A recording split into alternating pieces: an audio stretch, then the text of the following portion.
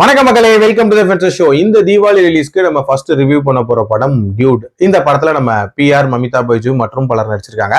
இந்த படம் நம்ம எதிர்பார்க்காத ஒரு கண்டென்ட்டை மையமா வச்சு நகரக்கூடிய ஒரு கதை. அதாவது நம்ம டானை எதிர்பார்த்து போகும்போது எப்படி நமக்கு டிராகன் அப்படின்ற ஒரு படத்தை கொடுத்தாங்களோ, அதே மாதிரி இந்த டைம் நம்ம டிராகனை எதிர்பார்த்து போகும்போது ஒரு வித்தியாசமான கண்டென்ட்டை கொடுத்துருக்காங்க அப்படின்னே சொல்லலாம்.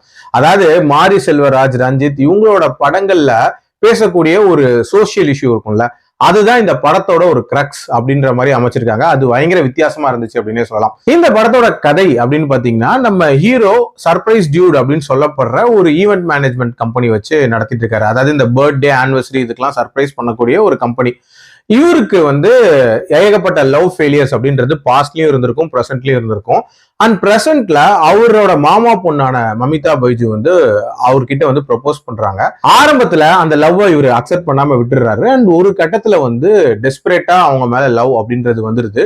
அது இன்ஃபேக்ட் கல்யாணத்தை நோக்கி போகுது அப்படின்னே சொல்லலாம். சோ அந்த கல்யாணத்துல என்னென்ன மாதிரியான பிரச்சனைகள் வருது, என்ன மாதிரியான விஷயங்கள் ரிவீல் ஆகுது, அதுக்கப்புறம் அவங்களோட ரிலேஷன்ஷிப் எப்படி போகுது, டுவர்ட்ஸ் எண்ட் என்ன ஆகுதுன்ற மாதிரி நிறைய விஷயங்களை சொல்லக்கூடிய ஒரு படம் தான் இந்த படம். இந்த படத்தை பொறுத்த வரைக்கும் பிரதீப்போட லைஃபை காட்டின விதம் அப்படின்றது பயங்கர வித்தியாசமா இருந்துச்சு அப்படின்னே சொல்லலாம். அதாவது வழக்கமான ஒரு ரொமான்டிக் காமெடி படங்கள்ல நம்ம என்ன மாதிரியான விஷயங்கள் எதிர்பார்ப்போமோ அது எதுவுமே இல்லாத மாதிரியான ஒரு லைஃபை காட்டியிருப்பாங்க அப்படின்னே சொல்லலாம். இன்ஃபேக்ட் ஒரு மொமெண்ட்ல வரக்கூடிய அந்த சர்ப்ரைசஸ் அப்படின்றதுமே ரொம்பவே ரசிக்கிற மாதிரி இருந்துச்சு.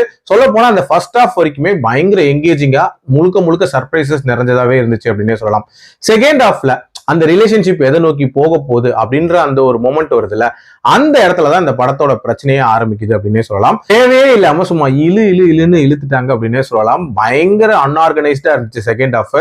அதுலயும் அந்த கிளைமேக்ஸ்ல எல்லாம் பாத்தீங்கன்னா ஒரு சில விஷயங்களை காட்டியிருப்பாங்க, பயங்கர டிராமாட்டிக்கா இருக்கும். இன்ஃபேக்ட் அதை பார்த்து மாற்றங்கள் வருது அப்படின்றதெல்லாம் நம்புற மாதிரியே இல்லை அப்படின்னே சொல்லலாம். பிஆருக்கும் சரி, சரத்குமாருக்கும் சரி, இது உண்மையிலேயே ஒரு போல்டான ரோல் அப்படின்னே சொல்லலாம். இன்ஃபேக்ட் பயங்கர ரிஸ்க் எடுத்து தான் இதுல நடிச்சிருக்காங்க, அதுக்கு ஒரு பாராட்டுகள் சொல்லலாம். பட் இருந்தாலும் பிஆர் ஒரு சில இடங்கள்ல அந்த ஹீரோயிசம் அப்படின்ற ஒரு விஷயத்த காட்டணும் அப்படின்றதுக்காகவே சில விஷயங்கள் பண்ண மாதிரி இருந்துச்சு. அதெல்லாம் கொஞ்சம் செயற்கைத்தனமா தான் இருந்துச்சு. ஆல்சோ இதுல இவங்க பேசிருக்கக்கூடிய அந்த ஹானர் கில்லிங் ரிலேட்டடான விஷயமா இருக்கட்டும், அதே மாதிரி ஒரு பொண்ணோட ப்ரிஃபரன்ஸ், அதாவது தாலி அப்படின்ற ஒரு விஷயத்தை தாண்டி அந்த பொண்ணோட ஃபீலிங்ஸ் தான் முக்கியன்ற மாதிரியான விஷயங்களா இருக்கட்டும், அது எல்லாமே கண்டிப்பா பாராட்டுக்குரிய ஒரு விஷயமா தான் இருந்துச்சு. மற்றபடி இந்த படத்தை ஸ்டார்டிங்ல இருந்து எண்டு வரைக்குமே அதே சர்ப்ரைசஸோட அதே மொமெண்டமோட எடுத்திருந்தாங்கன்னா ஒரு சூப்பர் படமா இருந்திருக்கும். இப்போதைக்கு கண்டிப்பா ட்ரை பண்ணி பார்க்கலாம். பட் ஆகா ஓகோ அப்படின்ற படம்லாம் இல்ல. என்னோட ரேட்டிங் இந்த படத்துக்கு 2.9 out of 5. அடல்ட் கண்டென்ட்டை பொறுத்த வரைக்கும் இதுல கெட்ட வார்த்தைகள் இருக்கு. அண்ட் இதுல பேசக்கூடிய விஷயங்கள் அப்படின்றது மெச்சூர்ட் ஆடியன்ஸுக்கு தான். சோ மீண்டும் அடுத்த விமர்சனத்தில் சந்திக்கிறேன். நன்றி, வணக்கம்.